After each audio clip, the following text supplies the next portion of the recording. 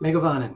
Today I'd like to talk to you in this edition of the Gentle Musings of an Elven Scholar about the subject of the old soul from an Elven perspective. Elven soul as an old soul. I imagine probably quite a number of you out there are familiar with what an old soul is. And the reason I'm doing this video today is, again, I've had other viewers talking to me or mentioning about how they feel about themselves. All right. In the past, I've done multiple videos on Estelle, on Elven hope, knowing that there is hope for not only our spirit and soul, but for the future of Arda, of the world. But today I really wanted to talk about how to perceive ourselves from a gentler point of view. So many of those in the Elven culture has begun the process of reawakening. And in that process, we have a tendency sometimes to look back upon the past and feel bad about ourselves, or maybe feel bad about ourselves today because we're not as far progressed as we should be. That why aren't we more evolved? And so I wanted to talk about that for a little bit today. Again, the old soul from the perspective of an Elven insight. All right, so with that in mind, what is an old soul? For those of you that may not be familiar with the concept. Well, old souls are generally people who are conscious of the soul's existence and are actively working to reconnect with it again. You might think that that is everyone you can think of, where we're all aware of our souls and we're all actively trying to get back together with it. Well, while many people may be aware that they have souls, it is actually unfortunately very rare to find those who are actively trying to reconnect with it or to reawaken. And remember, reawaken really doesn't mean that you are changing into something else. It means that you are simply remembering who you truly are. In our case, we do it from an Elven perspective. We're beginning to remember that we are Elven. All right, so the term old soul is metaphorical rather than literal, indicating a matured or ripened relationship with the soul or the true self. A young soul, on the other hand, is a person who hasn't experienced that deep connection yet with their souls or their higher selves. They remain like a young flower bud, tight and closed, not quite out there yet. I'm not sure where the statistics come from. I've seen it quite a bit on the web. I tend to think that it's relatively accurate, that it's said that basically, as far as the age of souls are concerned, this is a relatively young world. It's a world full of young souls. One estimate was, and again, I don't know where they got this from, but it kind of feels right, that 10% of all the souls on the earth today are old souls. And old souls have multiple purposes. Okay, but it's important to remember, however, that not every old soul has a working connection with their soul. After undergoing a process of spiritual awakening, it is common to become so absorbed in the suffering of the world, all right, and other personal issues that a connection to the soul is lost. While the old soul may be aware of profoundly divine presence within the universe, they are not able to sustain a connection with it. And this experience, as I am very well aware of, and I'll talk about my experiences for a little bit, is known as the dark night of the soul. I have spoken with so many since I have begun doing these videos about reawakening to the Elven soul, to who we are in our Elven nature. And it is, whether you want to look at this as a side effect of our awakening and the love that comes from that, because one of the most profound characteristics of the Elven soul is a profound love for the earth, for the world, and all of her children that live here, both winged and four-legged and two-legged and so forth. And it can truly become overwhelming. And so here we are as old souls, reawakening to who we are, suddenly hit with the fact, oh my gosh, there's an incredible amount of suffering going on in this world. One thing I saw on YouTube just recently was something along the lines of 480 million animals have currently died in the Australian fires. That's horrendous. It's a horrible and most likely an accurate statistic. All right, and so even younger souls can look at that and be aghast at the amount of destruction and damage and death and torment that's occurring in Australia right now. But as you reawaken in your older soul, all of a sudden you realize that 480 million sweet, gentle creatures that have died in Australia so far during the fires, that occurs every 2 days throughout the world. The amount of animals that are butchered and slaughtered, and those are their words, not mine, that are butchered and slaughtered for human consumption. So what has happened in this entire time of the Australian fires happens every 2 days, all year long, year after year, decade after decade, around the world. Every 2 days, approximately 500 million animals die for nothing more than human consumption. All right, this video is not meant to be one about a vegan video. What I wanted to bring up is when you begin to really awaken, all of a sudden information like that can become overwhelming, and it is very difficult for us to handle that. And so all of a sudden you can lose that connection with yourself, maybe out of a defensive mechanism or through depression or anxiety. It's easy to be distracted by the horrendous events that are occurring around the world. But for myself, for example, I went for years and years wondering, okay, there is nothing special about me. I'm just this Elven Scholar, travels around the world learning by experiencing other people, other cultures, other environments. That's what I've done my whole life. All right. So there's nothing special about me, and yet for years I would look at going, why do I, if I'm right, if my knowledge is correct, why do I know these things, and why do they seem so easily apparent to me? All right, when it isn't to so many others. It's fascinating to me on another scope, another level. As a doctor, I go into the clinic each week and I treat patients, and they come in and their hearts are broken, their bodies are broken, their spirits are broken. And for me, again, it helps being a doctor, but it's easy to see what's wrong. And so I will talk to them about what's wrong, and I'll say, okay, this was the root cause. This is how you got to where you're at, and this is what you can do to heal. It is very, very sad, the number that come in there and just refuse or cannot see the truth in their bodies and what got them there. They don't want to admit that. Some, well, it's all fear-based. But some, it's like, well, if I agree with you, then that means what I've done my whole life has been wrong for my body and very damaging, not only for my body, but for the world around me. And a lot don't want to face that. I get that. And then there's other reasons why they choose not to see that. A sad statistic at our clinic is, well, for one thing, this is a good statistic, but our clinic has a 100% success rate when dealing with cancer. All right, when the patient follows the program. All right, 100% success rate. It's been such magic, such a miracle to watch these things happen. And yet, out of 10 new cancer patients that will come to our clinic for their first visit, out of 10 new ones, 7 will never return after their first visit because they don't want to do what it takes to heal. And unfortunately, we hear later that most of them have died because they went and they tried more conventional methods, or they tried nothing at all, and they end up dying. And it's really sad that we see this, but we've come to terms with it and understand that each individual upon this world has to walk their own path and at their own pace. And sometimes they're just, it may be in this lifetime, they're just not ready to be healed. All right, so I see this every week at the clinic. I see how people are so resistant to change, for example, climate change and so forth. Greta, it was fascinating and sad to me to see these people. She's 16 years old, and to see these people, grown adults, calling her names and mocking her. She's a child.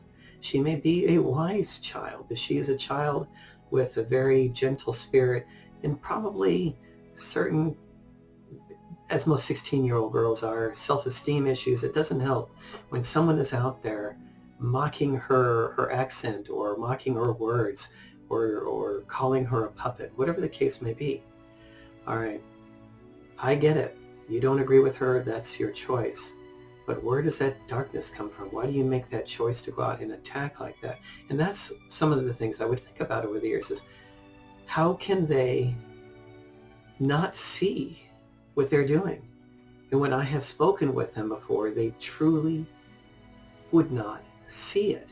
And so I thought, okay, I know that Eru, God, did not make me any more special than anybody else, didn't give me special gifts and wisdom that no one else has.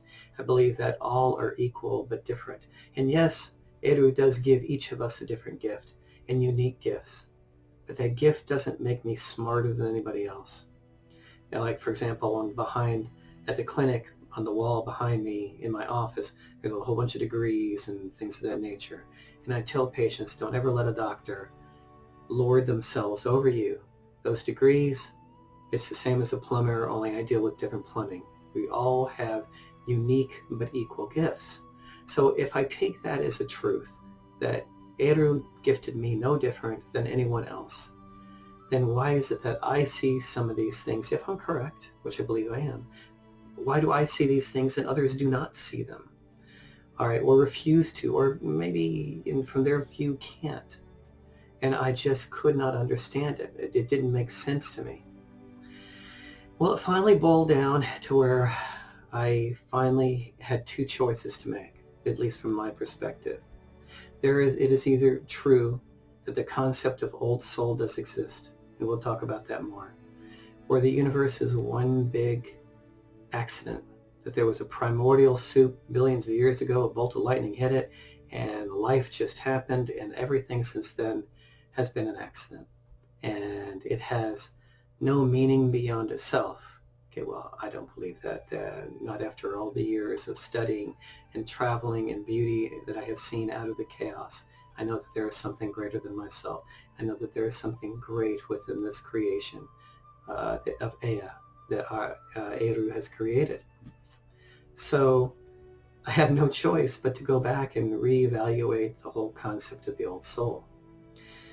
Old soul, okay, like I said, what is a good definition for an old soul? An old soul is a person who feels much older than their age reflects. This feeling is often accompanied by a gift of empathy, high intelligence, intuition, and a keen insight into the human nature.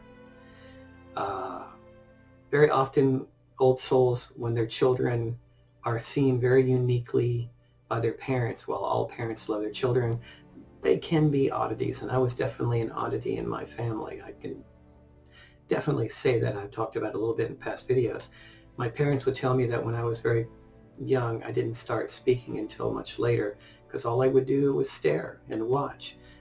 They said I had a habit of backing up against a wall and lifting one of my feet and kind of hanging it on the wall and just watching. I didn't say anything. I just watched what was going on around me.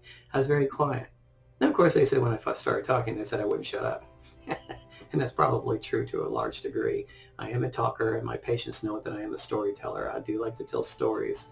I think Jesus had it right with parables. Teach humans through stories, examples of what others have done in the past.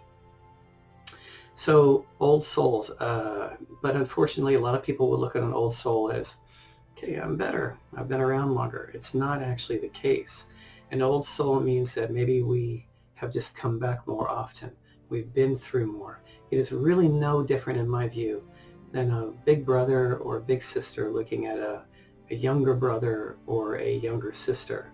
One of the things I have a real problem with for myself personally that I would never care to do is with so many of those that get very high in the spiritual movement and they start calling their followers their children. No. The only children that exist are those of Eru, of God. We are all brothers and sisters. We are all equal but different. And so if I happen to be an older brother compared to others, well, I can sure bet that there are those that are older than me. It simply means that we are all on a path, and some of us have progressed a little bit further on that path. That is no different than a 15-year-old has had 5 years longer to traverse upon their path than their 10-year-old sibling has. There's not that we're better, we've just been around a little bit longer or had more opportunities to come back and keep trying over and over again. So how do you know? I've seen this on the web, and I actually find some of it pretty good. what are some good indicators to tell you that you might be an old soul? All right? Because there are many kinds of souls. There's baby souls, there's infant souls, there's younger souls, there's mature, and there's the older souls. Okay, here's some examples of things that you might be able to, or signs to see, are you an older soul? Maybe it would explain some of the things you're going through. All right, one, you have a preference for solitude. We enjoy being by ourselves in order to think. Okay, it doesn't mean we don't love others and love being around others, but we're comfortable with solitude. There's a difference, that it's fine to be with others, but we're also comfortable with ourselves and being by ourselves. Okay, you're sensitive and empathic. Absolutely, it is so common with older souls to be able to tell what others are feeling or even thinking. And I see that a lot with my patients in the clinic. That's why we do counseling as well, because sometimes it is so easy to see what they're not admitting to themselves. Okay, you have a profound understanding of human nature. Again, goes back to what I just said. It's much easier to read people. All right. You have an ability to be deeply introspect. I can definitely speak for that. I think I do that about every day, where I like to go in, reevaluate, see what I'm feeling and why I'm feeling and how I'm feeling that and how I'm responding to the world around as well as myself. Okay, you tend to experience a lot of psychological tiredness. Early in my life, I did have some of that, because you become overwhelmed with what you see in the world, the evil in the world, and you want to heal the world. You want to be a part of that cleansing. And you learn as time goes on, you can help your little corner of the world. And maybe sometime you might be given the opportunity to affect more on a greater level. But you come to learn that I will heal what I can, and it's okay with that. All right.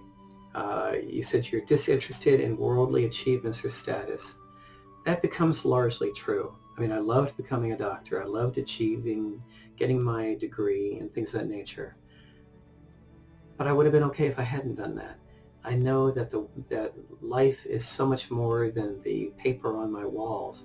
And while I do love those accomplishments, okay, what I love more is learning about myself and learning about others and finding ways that I can help heal myself and others, be a part of that as well.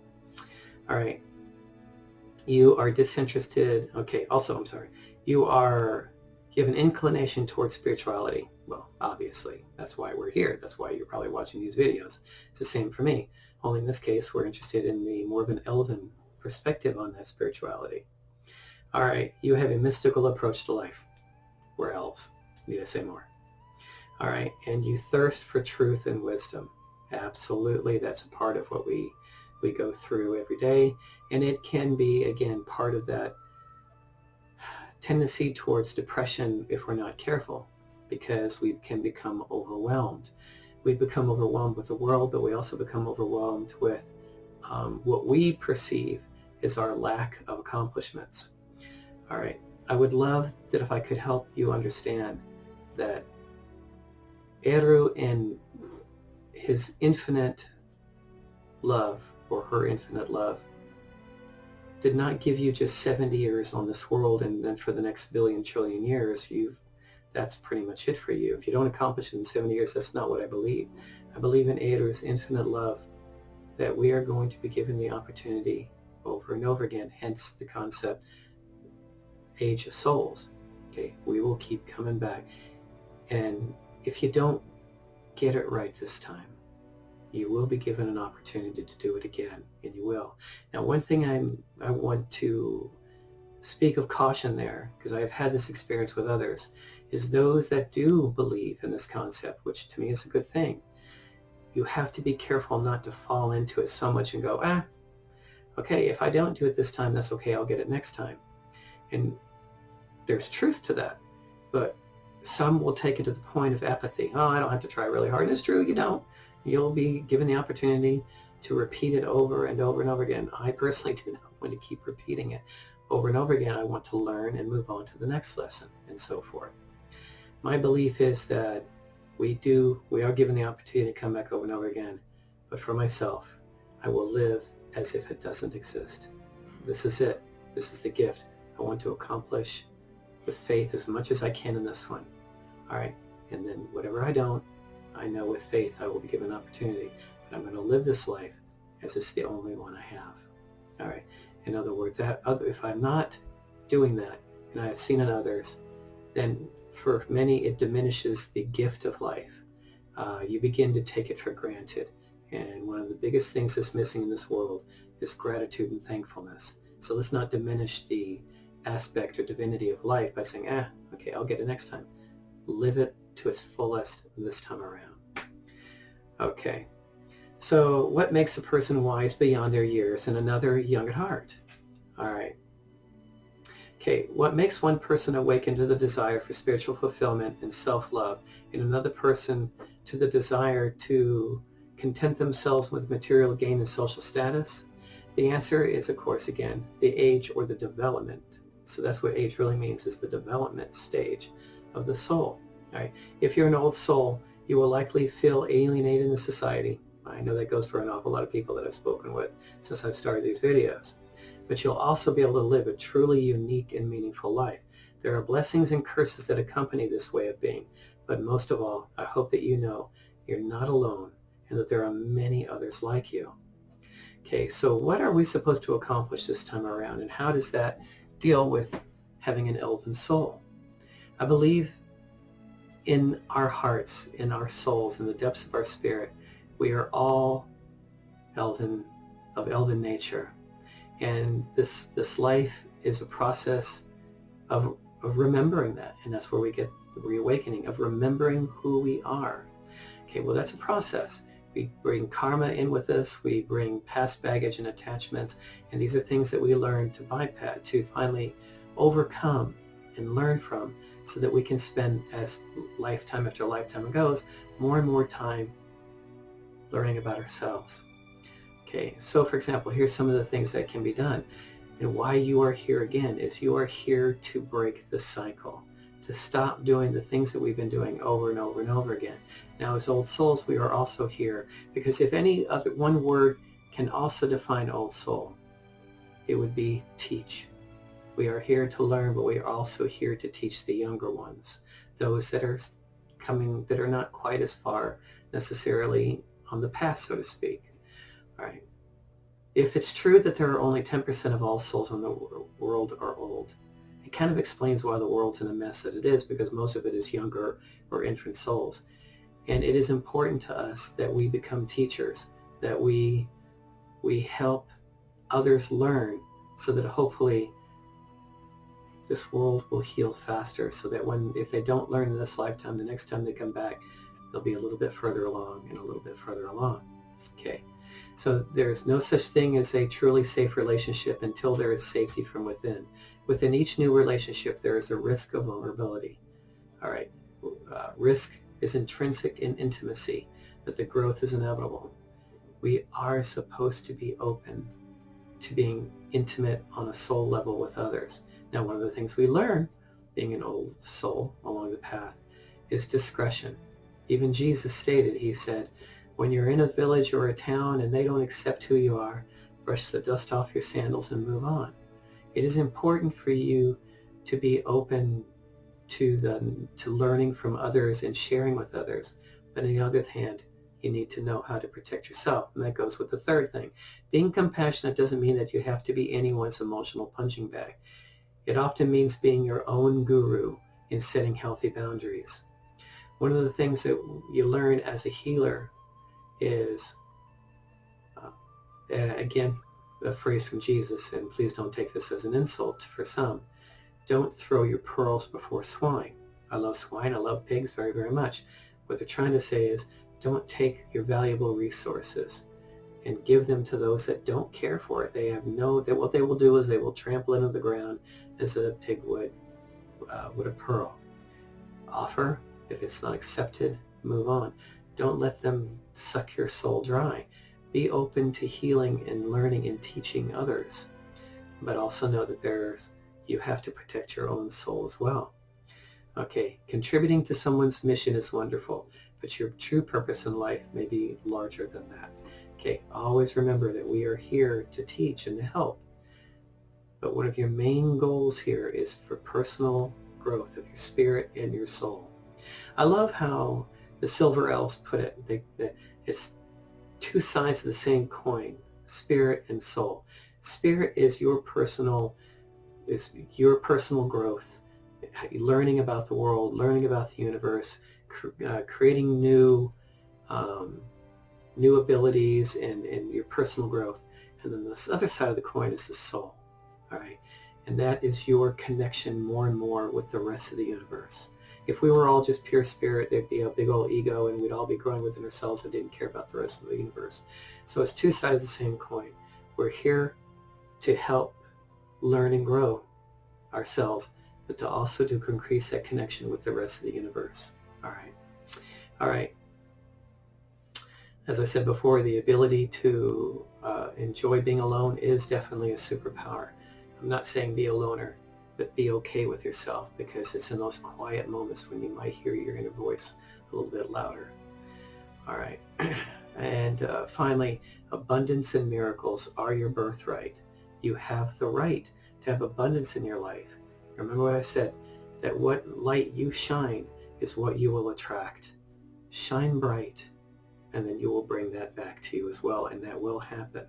Okay, a good example of this is big dreams accelerate and come to life precisely when you're willing to give up the resistance to what could be, rather than how you think they should be. My life has been a prime example of that. Be careful going into life with expectations. I've come to learn that with faith, what I need, I will get. Maybe not always what I want, but I later find out that, oh, I really did want what I needed. Okay, what you need will happen if you believe it. All right, and along the way, you'll get better and better at manifesting those other things. So maybe after a while, you'll find out that those things that you wanted, you don't really need so much anymore. All right, because deep down your soul knows. Sometimes the very things we think will save us are the things we need to be saved from, to pursue something ever greater than we ever imagined. So we think we have to have a lot of money. Okay, well, that's a dangerous road. Maybe it's not the money we needed, but the ability to create. All right, so we don't get wrapped up in making money, but in what that money can do as a resource for us and how it shows our abilities to manifest.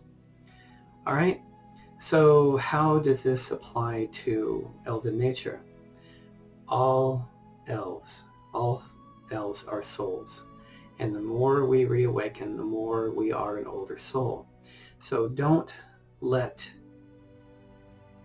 the state of the world weigh you down, become a distraction. It is important that we're here to help save. It's important that we're here to teach. But also be careful about looking down on younger souls. All right, younger souls have a lesson for us. I'm very much against the term high elf and such. There is no such thing as a high elf or a regular elf. There is just elves. There's just children of Aether. That's all we are.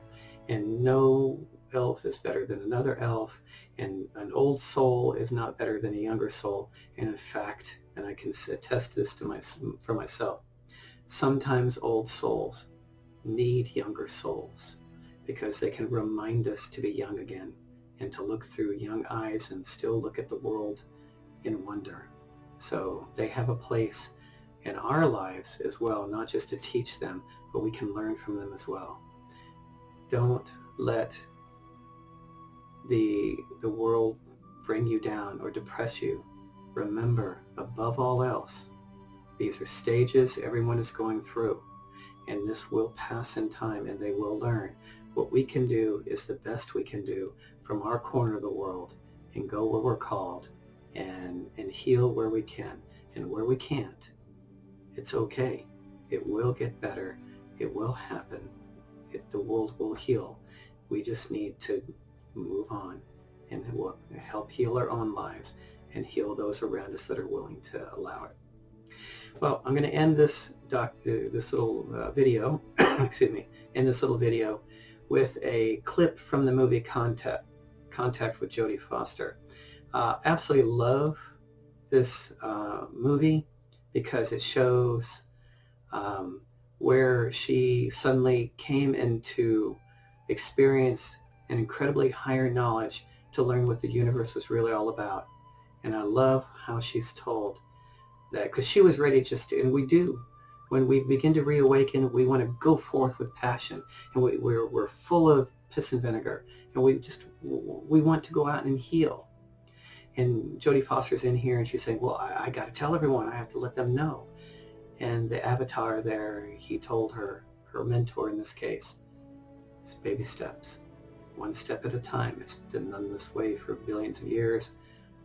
One step, one baby step at a time. Don't let yourself berate. Don't let the world berate you. It's all baby steps. It'll all happen in time. All right? May you all have a most blessed rest of the day. Namaste.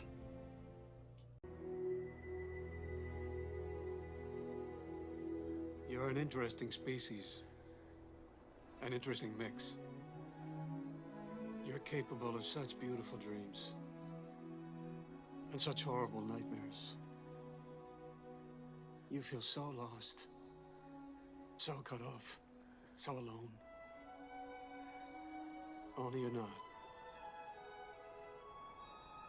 See, in all our searching, the only thing we've found that makes the emptiness bearable is each other.